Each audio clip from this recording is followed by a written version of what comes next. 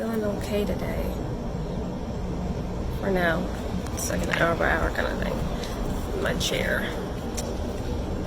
And I'm gonna try to see if I can get like inside the building without having to have someone come out and help me. In March of 2020, Cynthia Adenig, her husband, and 4-year-old son got sick. And this is a huge win for me right now, being able to scoop myself over here.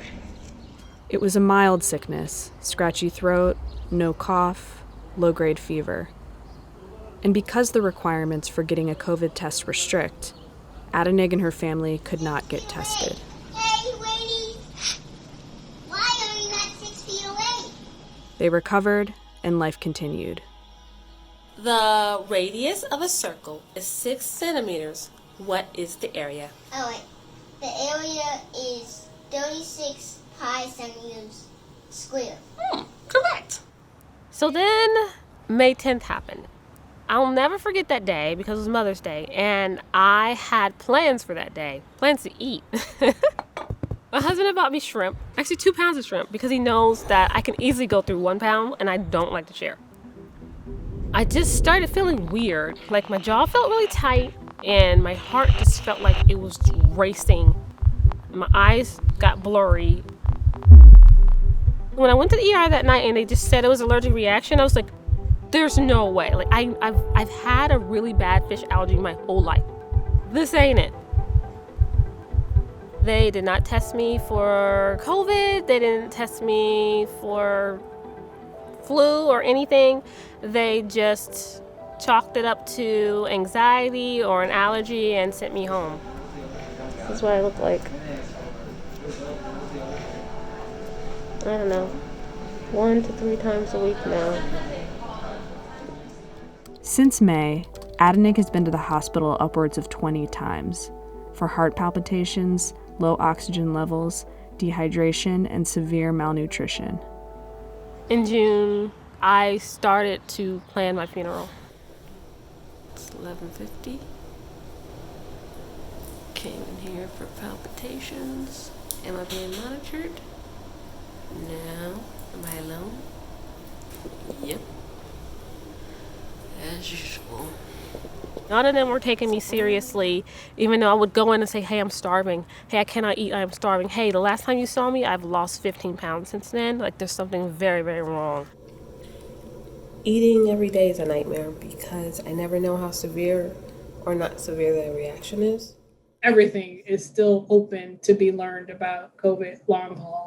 I sit down with patients and I say, tell me your story. And I have to say those stories, yes, they sound alike, but for every person, those symptoms are a little bit different. And I think that's why we're having trouble defining the illness. Without answers from the medical community, long haulers have turned to each other for support. In July, Cynthia met Miranda Erlinson in a Facebook group for COVID long haulers. They share similar symptoms, and like Cynthia, Miranda has never gotten a positive COVID or antibody test. I couldn't stop throwing up and my whole throat swelled and I was just really scared and really lonely. And I feel like I put a post out like, guys, I'm allergic to food. What in the freak is that? Yeah. And I remember, isn't that when you got down to the point where you couldn't even drink the water? And I was like, oh, she's my COVID twin. Because no one believed me that the water was causing the same allergic reaction. They're like, that's not possible. You can't be like, listen. Both women say they have struggled to find doctors who take them seriously. Not being monitored. There's nothing telling them if I'm okay, passed out. Nothing. It's sad that we have to rely on each other to stay safe from misdiagnosis, like people that don't listen or half listen or think, oh, it's a hysterical woman. I need to give her a antidepressant because she's been watching the news about COVID, so she's told herself in her mind she has it. And I've been told that many times, especially by males.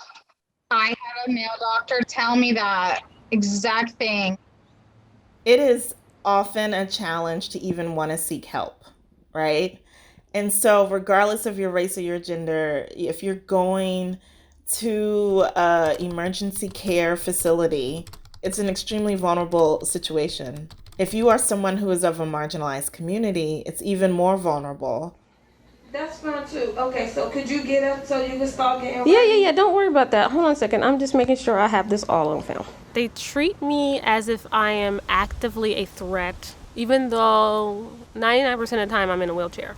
Not only are they discharging me, but they brought security for someone that has to use a wheelchair. This is the same hospital that I told you back in May kept drug testing me when I had tachycardia. This continues to be a problem. In the last 8 months, Adenig has been asked to leave Inova Alexandria Hospital multiple times before she felt like her physical symptoms were adequately addressed. Institutions aren't always safe for marginalized people, particularly Black people. Over and over, we see that Black women are viewed a certain way. There are many cases where Black women have an attitude. I would argue that all humans have an attitude, and that for some people, in arguing for their agency and advocating for their agency, that might be perceived as attitude, but it's really about exerting control over your body.